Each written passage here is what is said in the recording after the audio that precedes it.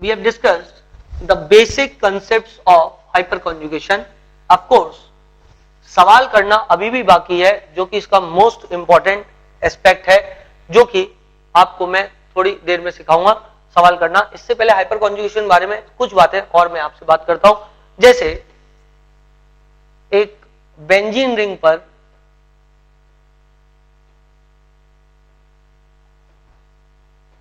मैं CH3 join कर देता हूं। अभी मैंने आपको कंसेप्ट बताया है, जो भी बच्चा इसका उत्तर बताना चाहे वो माइक अपने हाथ में ले ले।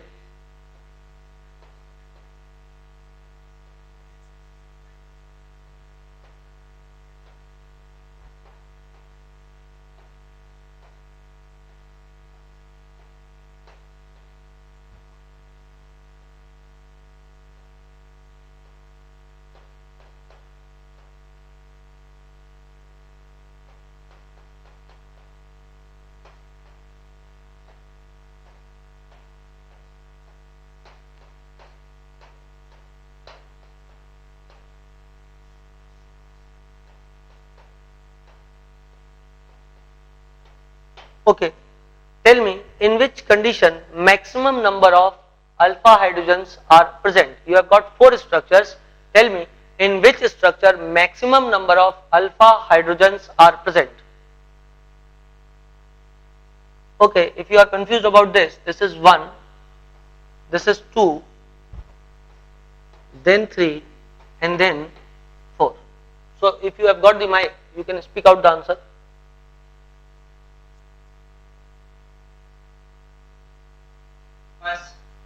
फर्स्ट, लास्ट वाला, उसमें अल्फा हाइड्रोजन कितना है?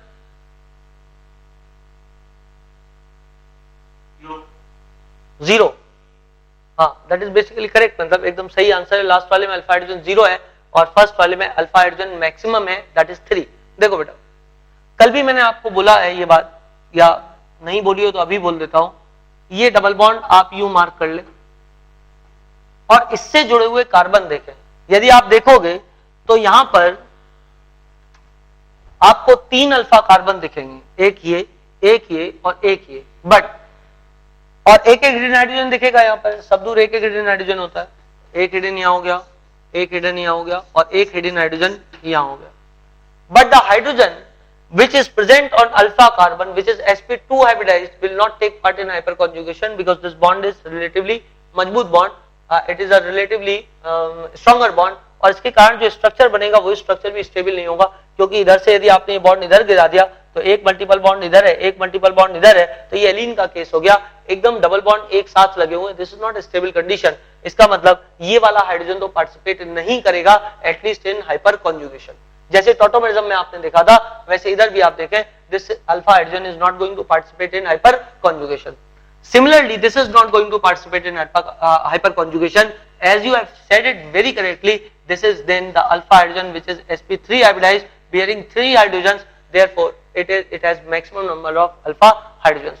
So total number of structures, total number of hydrogen CH bond that will participate in hyperconjugation are 3.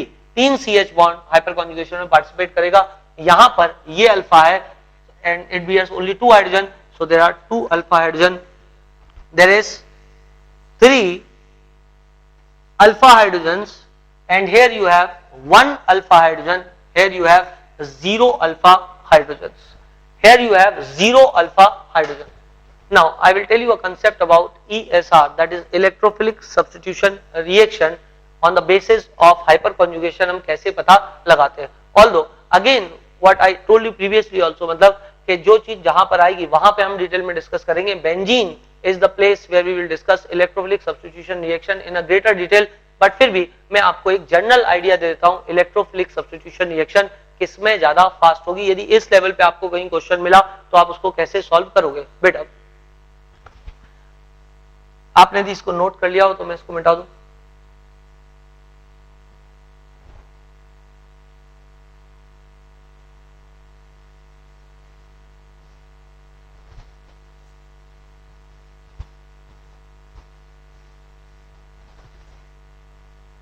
देखिए, benzene ring is a quite stable ring. Benzene ring पर यदि न्यूक्लियोफाइल अटैक करे तो benzene ring उस nucleophile को repel कर देगी. There are 6 extra pi electrons that are present on benzene ring which makes a aroma of negative charge over the ring. एक negative charge का एरोमा रिंग के ऊपर बना देगा. याद करो कल मैंने आपको क्या बोला था, यदि डबल बॉन्ड पे न्यूक्लियोफाइल रिएक्ट करेगा तो डबल बॉन्ड न्यूक्लियोफाइल को क्या करेगा, रिपेल कर देगा. तो जब एल्कीन का डबल बॉन्ड न्यूक्लियोफाइल को रिपेल करेगा तो यहां तो तीन डबल बॉन्ड है, तो obviously there is a aroma of negative charge. एक आभा मंडल होता है नेगेटिव चार्ज का जो बेंजीन रिंग के ऊपर होता है. That negative charge surrounds the benzene ring. If a nucleophile comes and attacks on the benzene ring, the nucleophile will be repelled from the benzene ring, therefore won't be able to attack on the benzene ring. इसलिए nucleophile addition reaction generally benzene ring पे नहीं दिखाएगा. Now then comes the electrophile. ये देख के कि nucleophile के repulsion हो रहा है, may be that somebody may think that the benzene ring will be more reactive towards electrophile because benzene ring के ऊपर एरोमा ऑफ नेगेटिव चार्ज है. इवन इलेक्ट्रोफाइल भी यही सोचेगा कि बेंजीन रिंग तो मुझसे अच्छा रिएक्शन दिखाएगी क्योंकि बेंजीन रिंग ने न्यूक्लियोफाइल को अभी अभी भगा दिया, यहां से रिपेल कर दिया है और उस पर इतना सारा नेगेटिव चार्ज है. इलेक्ट्रोफाइल को इलेक्ट्रॉन की जरूरत है, यहां पर नेगेटिव चार्ज है, वो बहुत उम्मीद के साथ बेंजीन रिंग के ऊपर अटैक करेगा. But benzene ring will not show any interest in the reaction. वो किसी प्रकार से नहीं मुस्कुराएगा और वो कोई रिएक्शन इसके साथ नहीं करने वाला है. मैं इसको मिटा देता हूं, otherwise you will get confuse by this. ये तो सिर्फ न्यूट्रल मुस्कुराहट थी. Now see this. इलेक्ट्रोफाइल जब बेंजीन रिंग के ऊपर अटैक कर रहा है तो benzene ring is not interested in the reaction. Why? It is because if electrophile comes to the benzene ring, उसको इलेक्ट्रॉन चाहिए. इलेक्ट्रॉन यदि उसको चाहिए तो निश्चित रूप से ये पाई बॉन्ड मूव करेगा टुवर्ड्स इलेक्ट्रोफाइल क्योंकि इसको इलेक्ट्रॉन चाहिए. इसलिए ये वाला बॉन्ड इधर से मूव करके इलेक्ट्रोफाइल की ओर बढ़ेगा और यदि ऐसा हुआ तो क्या होगा, यहां पर पॉजिटिव चार्ज आ जाएगा और यहां एक हिडन हाइड्रोजन पहले से मौजूद था, इलेक्ट्रोफाइल जुड़ जाएगा. इसको बोलते हैं सिग्मा कॉम्प्लेक्स. इसके बारे में हम डिटेल में बात करेंगे जब हम बेंजीन के बारे में पढ़ेंगे. इसके कई नाम है, sigma complex, Wheland complex, hexadienyl complex, Meisenheimer complex. We will discuss all these names when we come on this reaction. But अभी तो मैं आपको थोड़ा सा हाइपर कॉन्जुगेशन का आइडिया देना चाहता हूं कि वो किस तरीके से इलेक्ट्रोफिलिक सब्स्टिट्यूशन रिएक्शन को अफेक्ट करता है. Now see this. Beta, this ring has become now non-aromatic. Remember, a ring having sp3 hybridized carbon will be non-aromatic. So यहाँ पे क्या हो गया, non-aromatic ring हो गया. ये sp3 hybridized carbon है तो ये कार्बन क्या करेगा, अपने प्लेन को छोड़ देगा. अपने प्लेन को छोड़ दिया तो क्या होगा, तो ये रिंग जो है वो non-aromatic हो जाएगी. पहले रिंग क्या थी, एरोमेटिक थी. Aromatic ring is highly stable when compared to the non-aromatic ring. Therefore यही कारण है कि क्यों बेंजीन रिंग इलेक्ट्रोफाइल से रिएक्ट नहीं करना चाहता था. बिकॉज एक बार इलेक्ट्रोफाइल ने रिएक्ट किया तो ये बेंजीन रिंग जो है वो नॉन एरोमेटिक हो जाएगा, विच इज अनस्टेबल कंडीशन. इसलिए बेंजीन रिंग इलेक्ट्रोफाइल को अटैक नहीं करने दे रहा था. पर बेंजीन रिंग तुरंत अपने एरोमेटिक नेचर को रीस्टैब्लिश करना चाहेगा तो क्या होगा, यहां पे पॉजिटिव चार्ज है. ये पॉजिटिव चार्ज क्या करेगा, हाइड्रोजन के जो दो इलेक्ट्रॉन्स हैं उनको अपनी ओर विड्रॉ कर लेगा. और यदि वो हाइड्रोजन के दो इलेक्ट्रॉन्स को अपनी ओर विड्रॉ करता है तो ऑब्वियसली जो है एक बार फिर से एरोमेटिक रिंग बन जाएगी and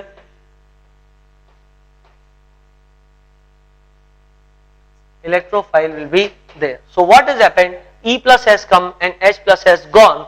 This is a case of electrophilic substitution reaction. मैंने इसमें आपको बहुत कम बताया अभी क्योंकि ये तो कुछ भी नहीं इलेक्ट्रोफिलिक सब्स्टिट्यूशन रिएक्शन के बारे में मैंने अभी बहुत कम बातें की आपसे. सिर्फ मैं आपको ये बताना चाह रहा था कि इलेक्ट्रोफिलिक सब्स्टिट्यूशन रिएक्शन होती क्या है, क्योंकि affect on electrophilic substitution reaction of hyper conjugation मुझे आपको बताना था. Now see this. बेटा यदि आप ये समझ गए हो कि इलेक्ट्रोफिलिक सब्स्टिट्यूशन रिएक्शन क्या है तो मैं क्यों इलेक्ट्रोफिलिक सब्स्टिट्यूशन का, क्योंकि E प्लस आया और H प्लस गया. Electrophile is substituted by another electrophile, therefore the reaction is called as electrophilic substitution reaction.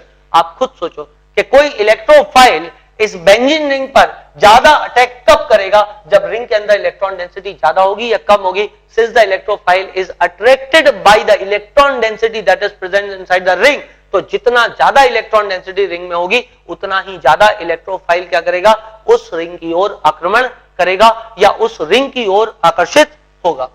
Therefore more the number of alpha hydrogen more the reactive ring will be.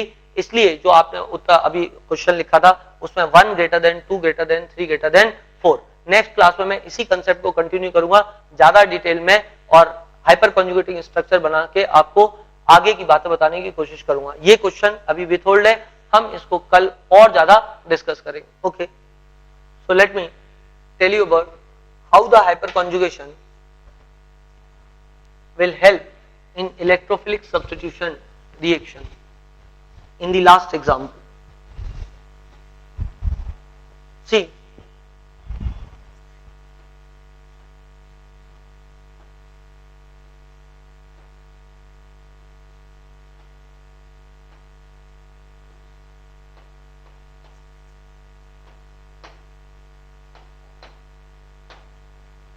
now if you draw the hyperconjugating structure for this sigma bond will break in this direction and this pi bond will move in this direction. What is happening actually? Due to hyperconjugation, the electron density is moving inside the benzene ring and it creates a kind of negative charge on the ring. So the structure which you will draw will look somewhat like this.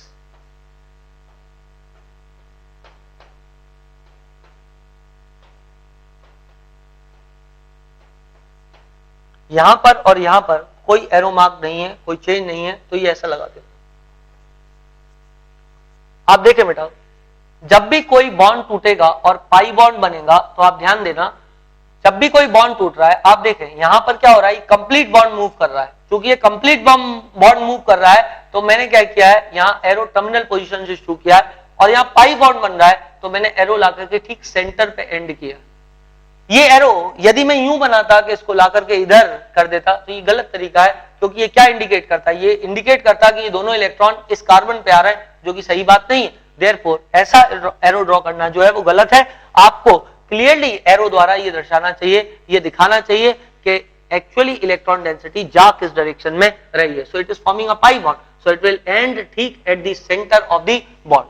Now चूंकि ये pi bond move कर रहा है, ये पूरा पाई bond move कर रहा है, तो मैं इसकी टेल को सेंटर से शुरू करूंगा, क्योंकि बॉन्ड इधर से लेके इधर तक एक्सटेंड कर रहा है तो सेंटर से शुरू करूंगा। क्योंकि दोनों इलेक्ट्रॉन इस कार्बन पे आ रहे हैं तो एरो को एंड करूंगा कहां पे, ठीक इस कार्बन पे आके एंड कर दूंगा।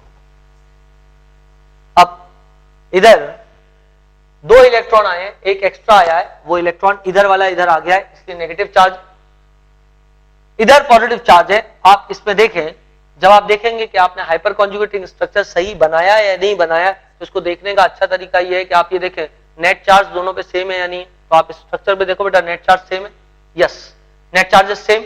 यहाँ पे जीरो है नेट चार्ज और यहाँ भी जीरो है नेट चार्ज, यहाँ तो कोई चार्ज दिख ही नहीं रहा है, यहाँ पे नेट चार्ज जीरो, एक पॉजिटिव और एक negative, so net charge zero. दोनों स्ट्रक्चर में नेट चार्ज सेम है।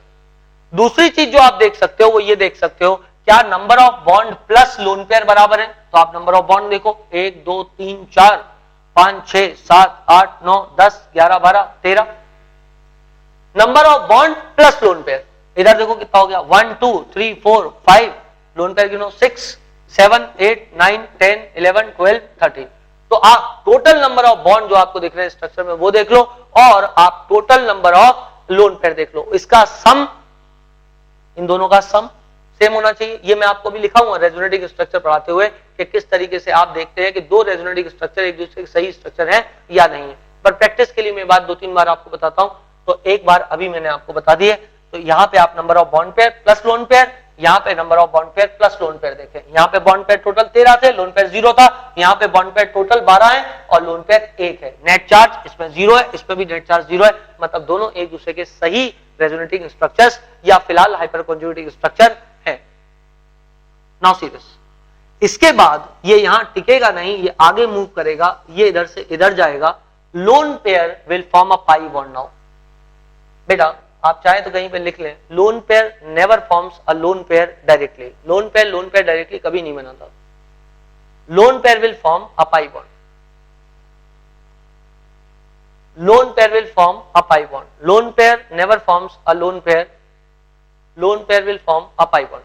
अब सोचो यहां जब भी आप ये स्ट्रक्चर बनाते हैं, क्योंकि ये कई बच्चों की प्रॉब्लम होती है स्ट्रक्चर बनाना, समझ में नहीं आता स्ट्रक्चर बनाना कैसे है, क्या अप्रोच होनी चाहिए। तो एक सिंपल आप तरीका सोचने की कोशिश करो बेटा, इस पर नेगेटिव चार्ज है और लोन पेयर, इस पर नेगेटिव चार्ज और लोन पेयर है, आप खुद सोचो कि कौन सी चीज पहले मूव करेगी। एक बार ये स्ट्रक्चर बन गया तो लोन पेयर पहले मूव करेगा या पाई बॉन्ड पहले मूव करेगा?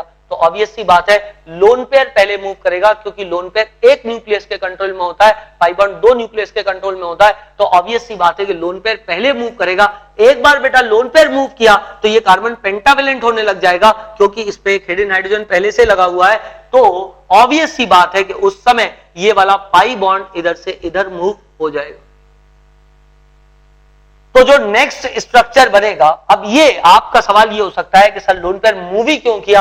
लोन पेयर मूव इसलिए किया क्योंकि लोन पेयर कभी नहीं चाहता कि एक एटम के ऊपर वो धरा रहे। यदि वो एक एटम के ऊपर टिका रहा तो ऑब्वियस सी बात है उस पर अटैक किसी भी इलेक्ट्रोफाइल का हो सकता है। ये उसके लिए बुरी स्थिति है। इलेक्ट्रॉन हरदम चाहता है कि वो अपने आप को बड़े एरिया में डिस्पर्स करे। चार्ज डेंसिटी हरदम चाहेगी कि बड़े एरिया पे फैल जाए। यदि फैल सकते हैं तो नाउ ये थ्रू पाई बॉन्ड इधर से इधर मूव करेगा, ये इधर से इधर मूव कर जाएगा, and the new structure which will form will look somewhat like this. बेटा जहां डिस्टर्बेंस नहीं है उसको सबसे पहले बनाना है।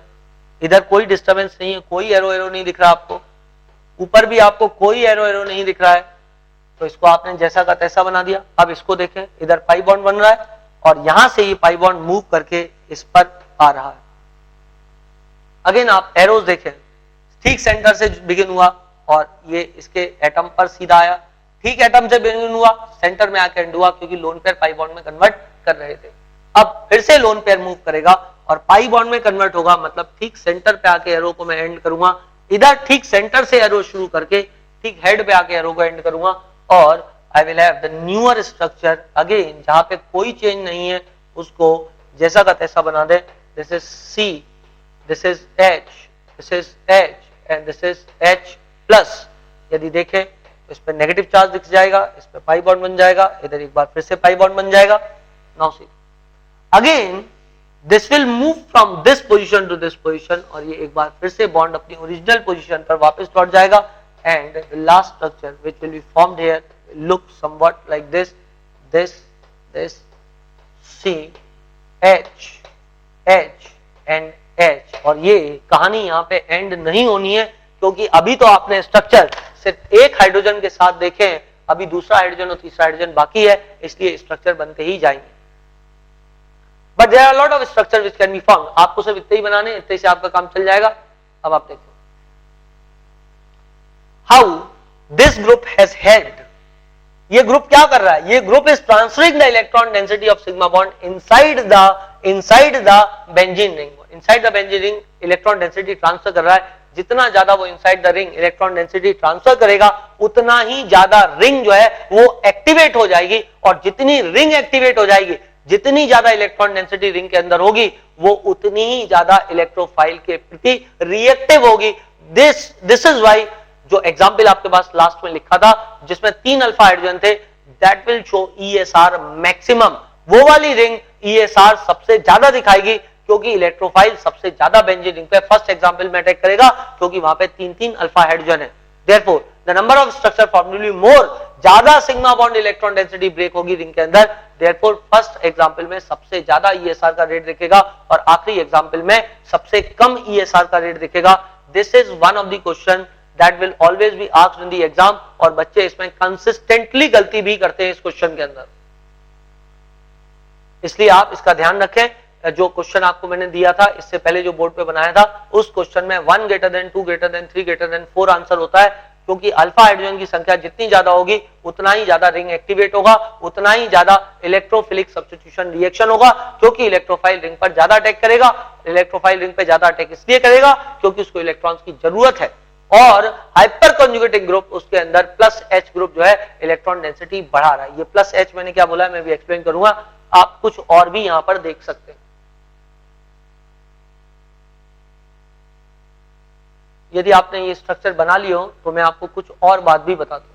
बेटा आप लोग जानते होंगे ऑर्थो, पैरा और मेटा पोजीशंस क्या होते हैं। इस ग्रुप के रिस्पेक्ट में 2 और 6 पोजीशन, यदि 1 2 3 4 5 6 ले ले तो 1 2 3 4 5 and 6, तो 2 और 6 position are ortho positions, 3 and 5 are meta position and 4th is para position।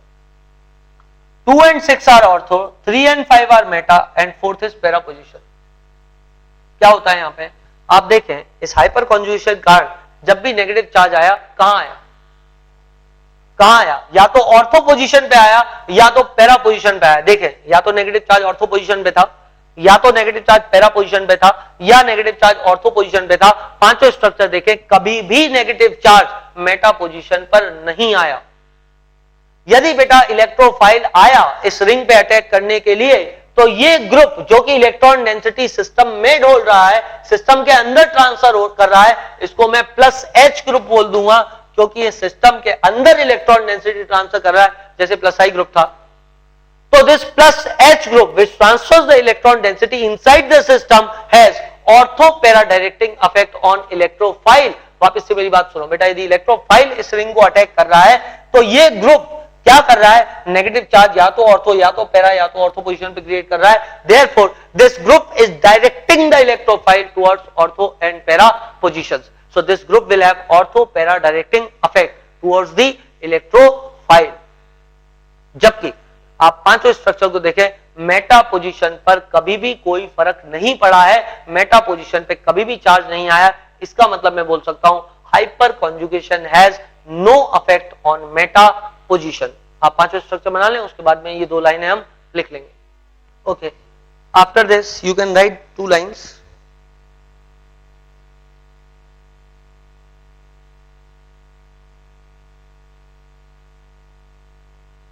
plus H groups means those groups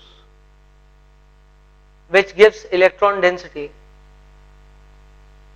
to benzene ring or unsaturated system, which gives electron density towards benzene ring or unsaturated system plus H group होते. लिख लें आप वहां पे plus H group have ortho para directing effect for a electrophile. Plus H group have ortho para directing effect for a electrophile. Last line. Hyperconjugation has no effect. Hyperconjugation has no effect on meta position. Hyper conjugation has no effect on meta position. कल मैं आपसे reverse hyper conjugation की बात करूंगा. Hyper conjugation कुछ और बातें, उसके बाद we will begin with topic resonance.